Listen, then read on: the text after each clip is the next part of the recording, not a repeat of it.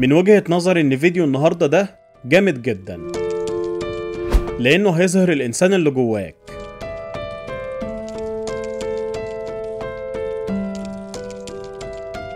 ومش بس كده، ده كمان هيحسسك ان الدنيا لسه بخير.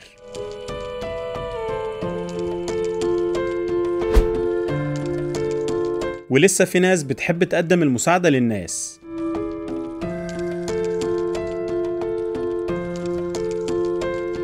من الآخر كده اللقطات اللي هنشوفها النهاردة هتخلي جسمنا يقشعر، وتخلينا نقدم المساعدة لأي حد محتاج مساعدة. سبحان الله وبحمده، سبحان الله العظيم. أنا حمادة حمدي من قناة ايموشن. ادعمني باشتراك وادعمني بلايك. الراجل ده عمل حاجة حلوة قوي، صور فيديو لنفسه وخلى الناس تساعده عشان يوري الفيديو لابنه ويعلمه أفضل درس في الإنسانية، وهو ازاي يساعد الغير.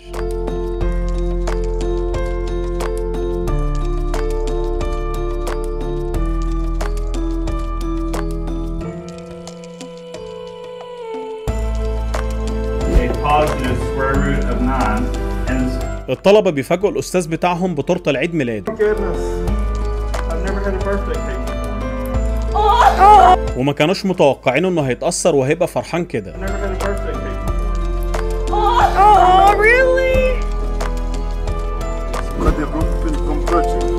الشاب المعاق ده كان حلمه يركب لامبورجيني، وقدر صاحب اللامبورجيني يحقق له حلمه وخلاه يركب عربيته معاه.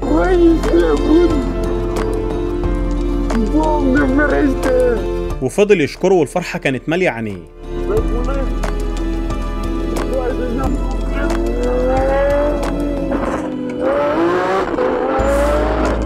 لحد ما صاحب العربية ما قدرش يمسك نفسه، وباين انه اتأثر بالكلام جدا. البنت كانت خايفة من الشاب اللي في العربية اللي وراها، ولما لقيته جاي عليها سجرة العربية، لحد ما فوجئت بالشاب بيديها المحفظة اللي نسيتها فوق العربية.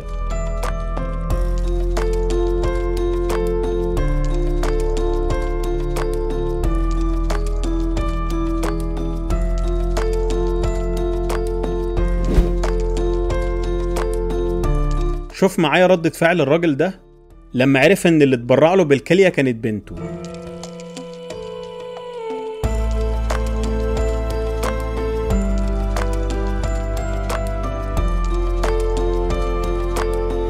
السائح ده كان في باكستان وحب يطلع فلوس حق اللي اشتراه، وردة فعل الراجل الباكستاني اللي معاه كانت جامدة قوي، وقال له عيب انت ضيفنا. تحس ان الراجل ما صدق.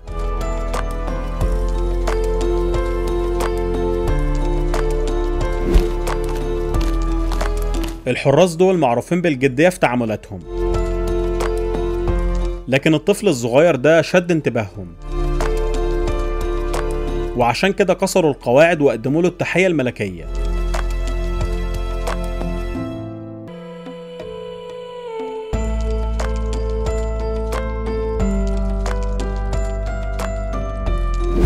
الجدة دي حبت تفرح نفسها وتعمل عيد ميلادها في مطعم، وللأسف كانت لوحدها.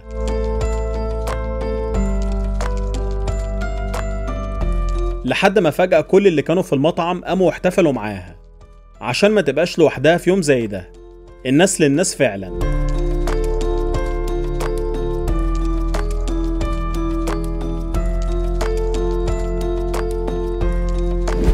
الشاب ده زمايله في المدرسة قدموا له هدية كانت عبارة عن لبس سنة كاملة، وفيها كل حاجة هيحتاجها طول فترة الدراسة.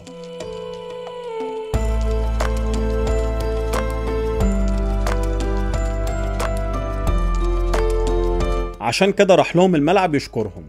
اقولها تاني، الناس للناس فعلا.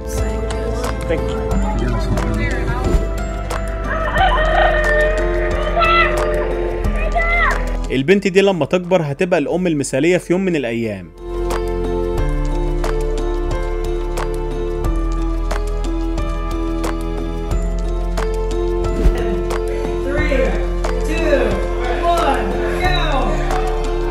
اكيد لما يفوز على سوبرمان في الريست فده هيبقى اكبر دعم ليه.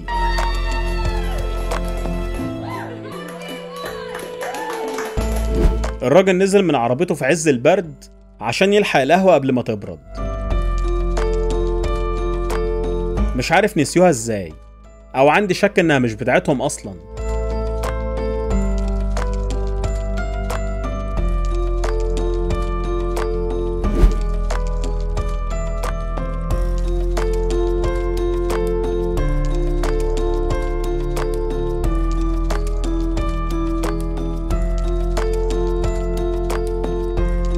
الجد ده اول ما لقى انهم سموا حفيده على اسمه ما قدرش يمسك دموعه. الراجل ده هيخليني اعيط.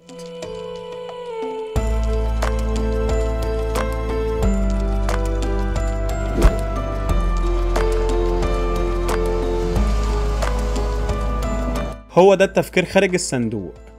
فكر بطريقة ذكية عشان يلحق يطفي المركب.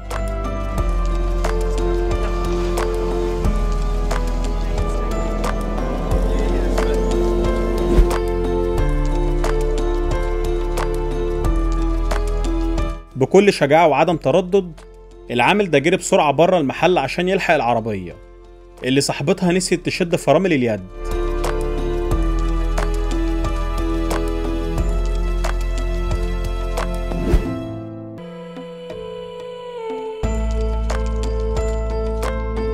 أجمل تحية لشعب عمان. الشاب العماني ده بينزل المية عشان ينقذ طفلين من الغرق.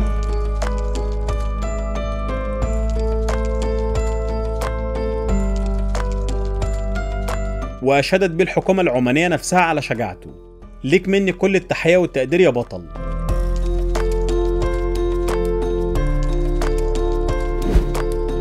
مش هنحتاج وقت كبير عشان ننقذ الغير من كوارث محتملة.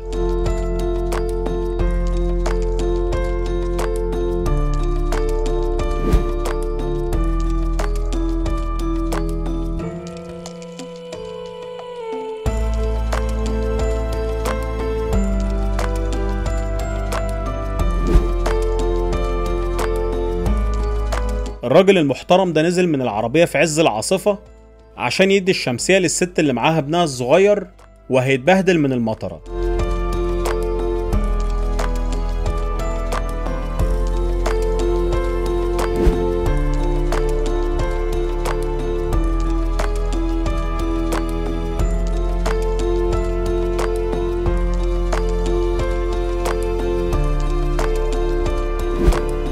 طبيب بيطري معدي بالصدفة ولقى كلب بيموت.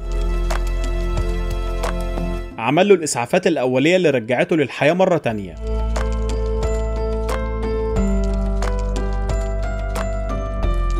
الرحمة فعلا لازم تكون مع كل المخلوقات. تحس إن الكلب بيحاول يشكره بطريقته.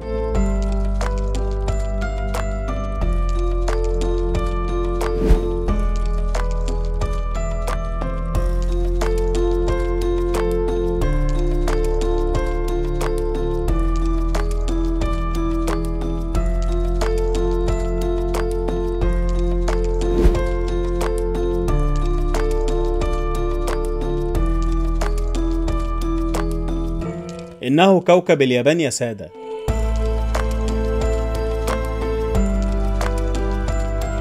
الأولاد الصغيرين دول رايحين يلعبوا، وبالمناسبة كلهم إخوات.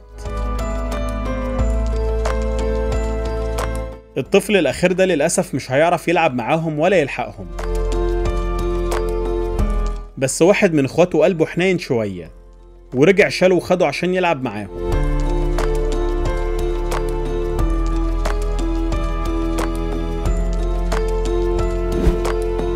الستات اللطاف دول بيوزعوا الأكل والمية على العمال اللي شغالين على القطر. عندهم كل يوم مهمة زي دي لازم يعملوها.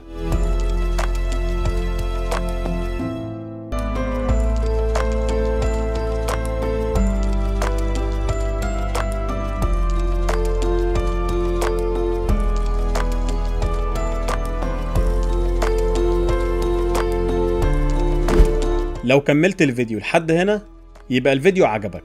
ما تنساش الاشتراك في القناة، وكمان ما تنساش اللايك. أشوفكم الفيديو الجاي إن شاء الله.